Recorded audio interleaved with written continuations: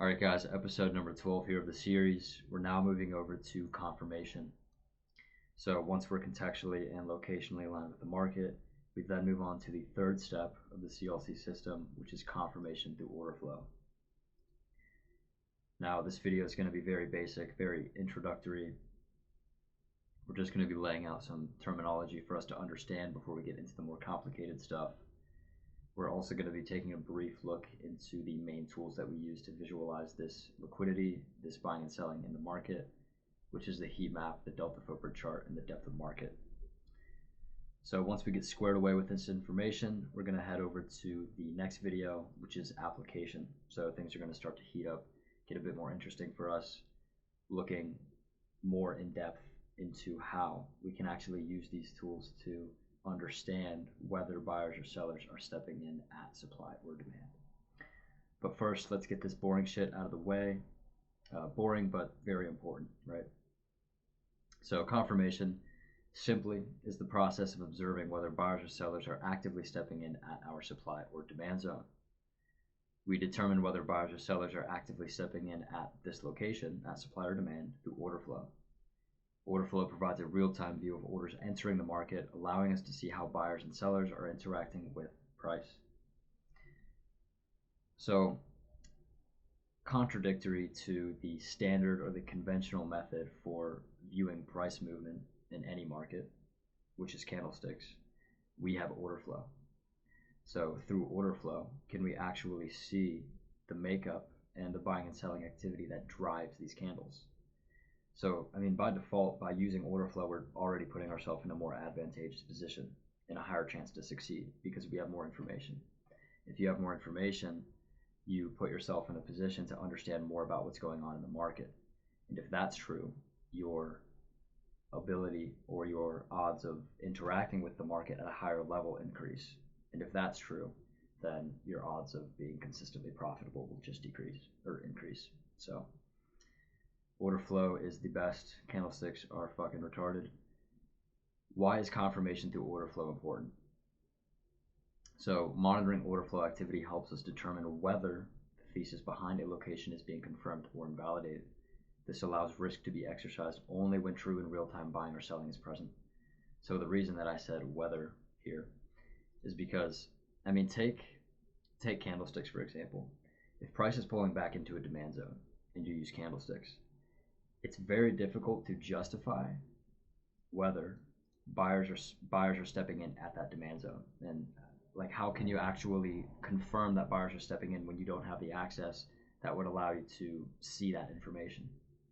So order flow allows us to see that, and by having order flow, we can actually confirm or invalidate whether buyers or sellers are truly stepping in at that location.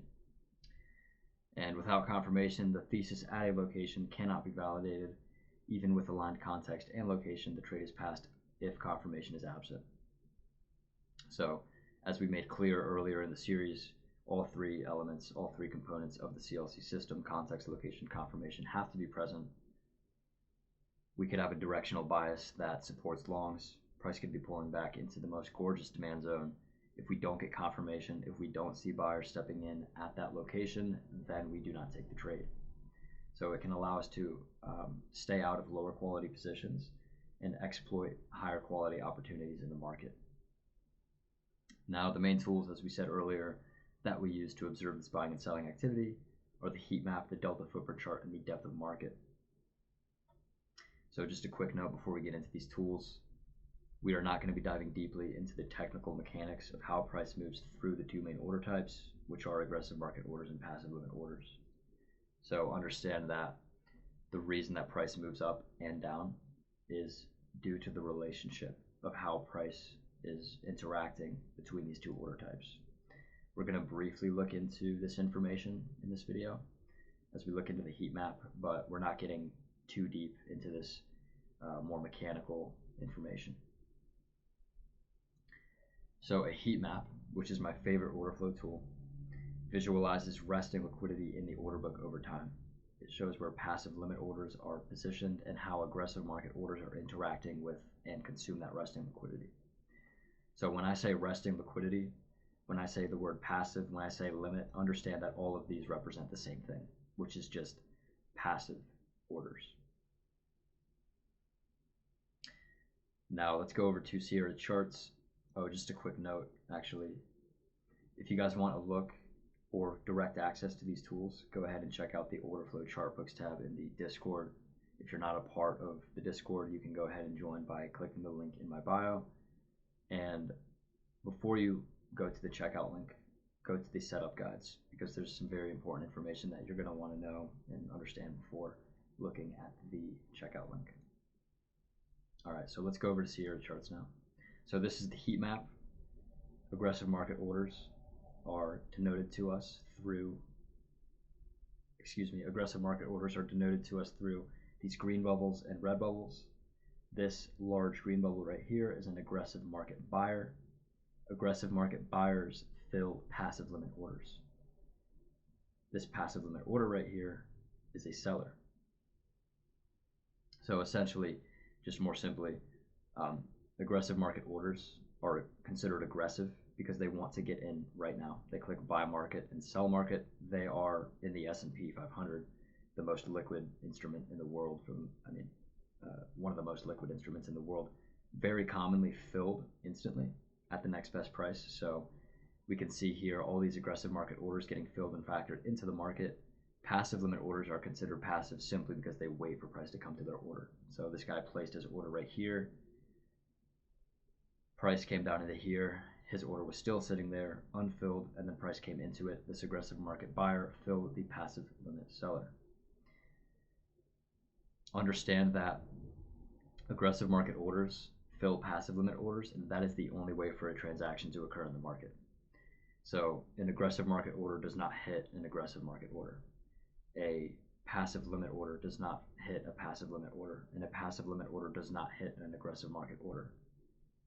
This is the only way that a transaction can occur. So we'll get more into that in future videos. But yeah, here's a brief insight into the heat map.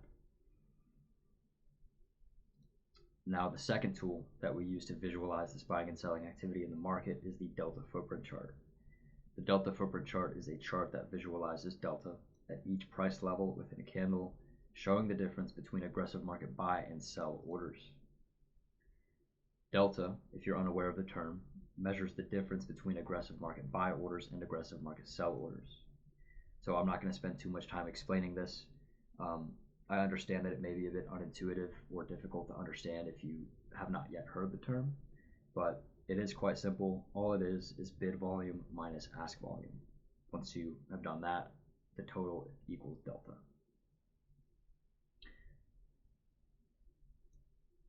So here's my delta footprint chart. Oh, and for quick clarification, once you go to the checkout link and you click download, and then you go through the setup guide and you plug your Orderflow chart book into Sierra charts, once you've got that loaded up, all of your tools will look exactly like mine. So exactly like this, exactly like the other two tools. So here's the delta footprint chart. All of these columns are displaying different things. Right here is delta by price. So it's taking the bid volume minus ask volume for this candle at that price level and displaying it to us right here.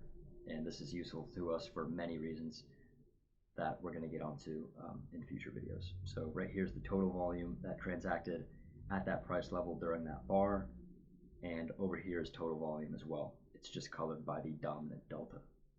So I love this tool. It's hard to say which is, I can say they all serve their own purposes.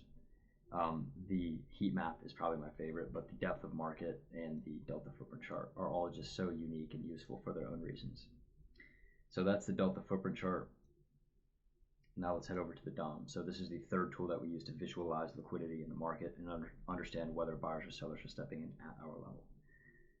The depth of market plays a pretty unique role because it displays information to us, which is zero prints and exhaustion prints that have a very important implication on near-term future price movement within ES that don't necessarily have to be at a supply or demand zone. If we have a zero print that's forming away from a supply or demand zone or just not as supply or demand zone, then that's going to be very relevant. And so I'll explain that in future videos.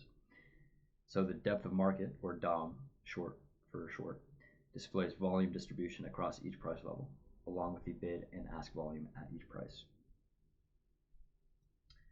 So here it is. Mine's pretty simple, but very powerful. Over here is the session volume profile. So what it's doing is it's taking the ask size and the bid size that has transacted at that price level throughout the session and adding it over here. So this is, in other words, just a total volume, a way to visualize total volume for that session. So we can see low volume nodes, high volume nodes. Again, those are relevant for their own reasons. And over here we can see the bid and the ask. And as I said earlier, we can see zero prints and exhaustion prints through this tool, which are very relevant, that we cannot see through the heat map and through the delta footprint chart. So again, unique for their own reasons, all very relevant. These are the main order flow tools that we use to visualize buying and selling activity in the market, and we can use them to actually validate our theses at our supply and demand zones. So that's what we're going to get to in the next video.